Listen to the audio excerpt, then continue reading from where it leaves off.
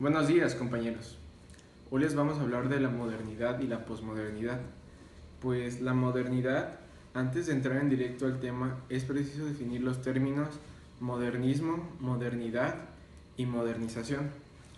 La modernidad se entiende como una etapa histórica la que trata de ir construyendo la modernidad, y el modernismo con el proyecto cultural que trata de seguir la modernidad. Bueno, la modernidad puede entenderse como la ruptura radical con el mundo cultural anterior.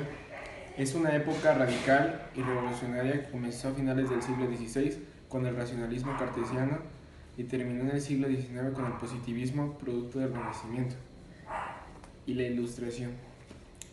En las principales características de la modernidad se encuentran afirmar la razón como medio de conocimiento de la realidad.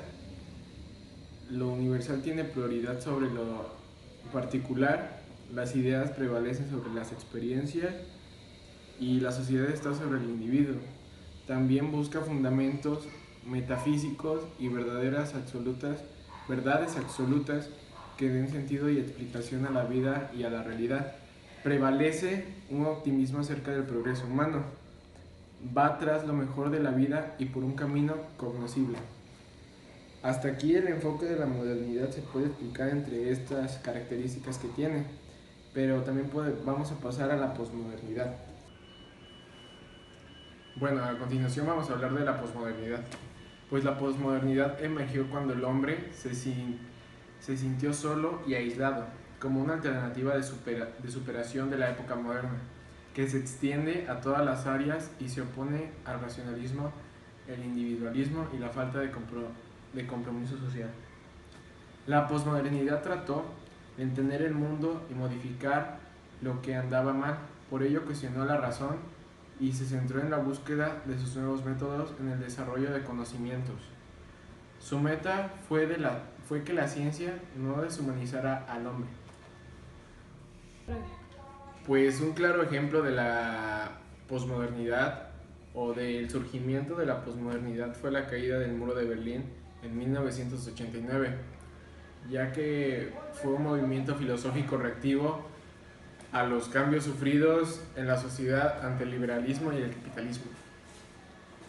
Y pues las características de la posmodernidad fue la primacía de lo particular sobre lo universal.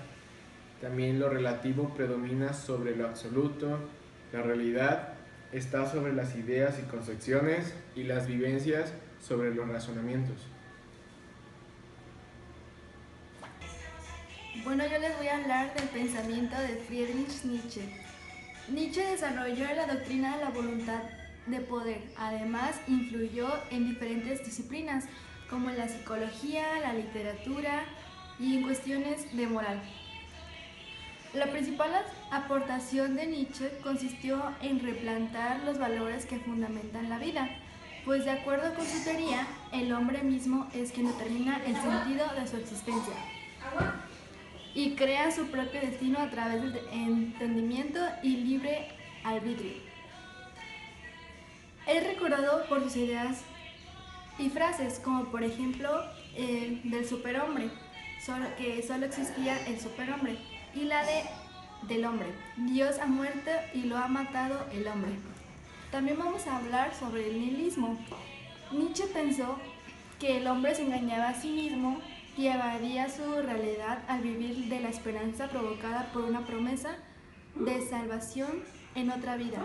A esto lo llamó pensamiento nihilista, el cual concluía con la muerte. Bueno, una idea de Nietzsche era la del superhombre. Según Nietzsche, en el hombre existen dos espíritus estéticos que se contraponen, que son el apolineo y el dionisíaco.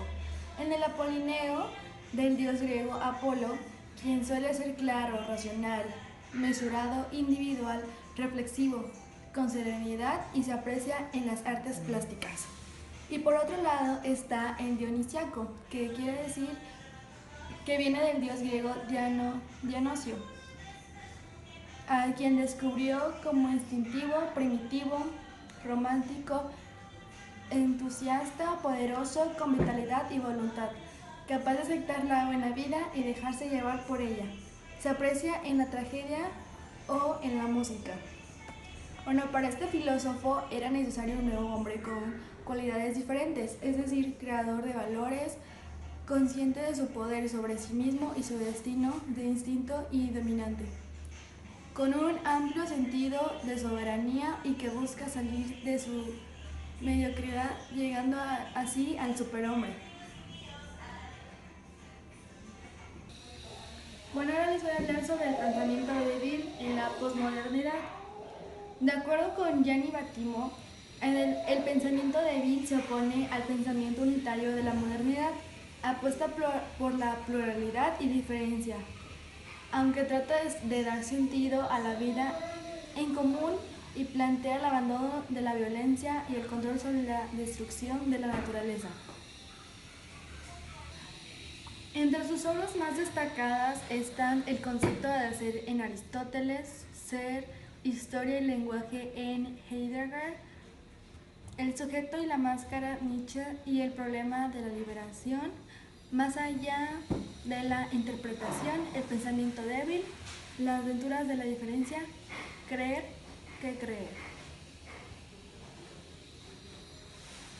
Jean-Francois Lyotard fue un filósofo francés que popularizó la posmodernidad. Realizó investigaciones acerca sobre la ciencia y la sociedad. Partió de la idea de que la posmodernidad era un fin de los grandes relatos.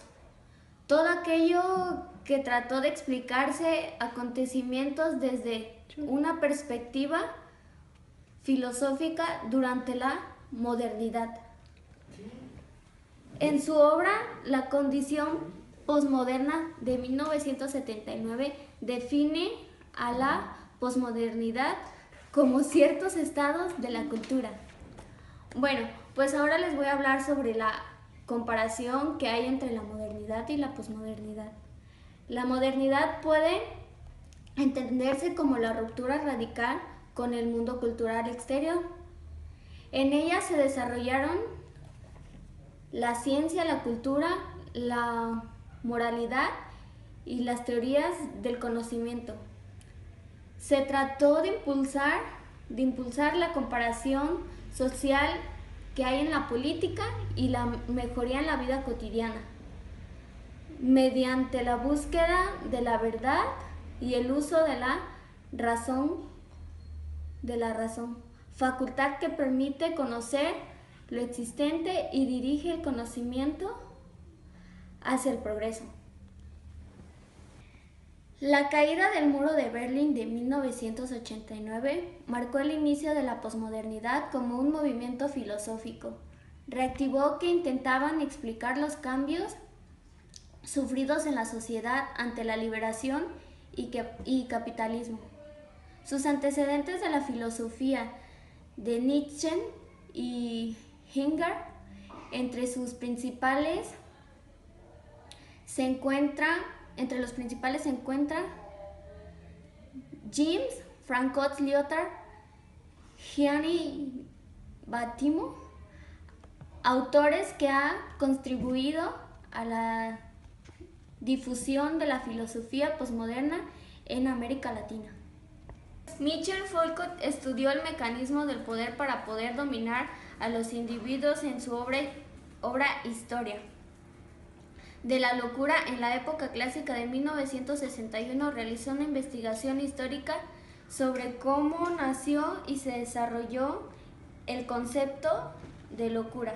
A través de esta investigación da desarrollo al concepto de locura. A través de esta investigación da como la locura no es una enfermedad, sino tampoco es algo natural, sino que es un conducto social para designar quienes no se comportan como la mayoría de las personas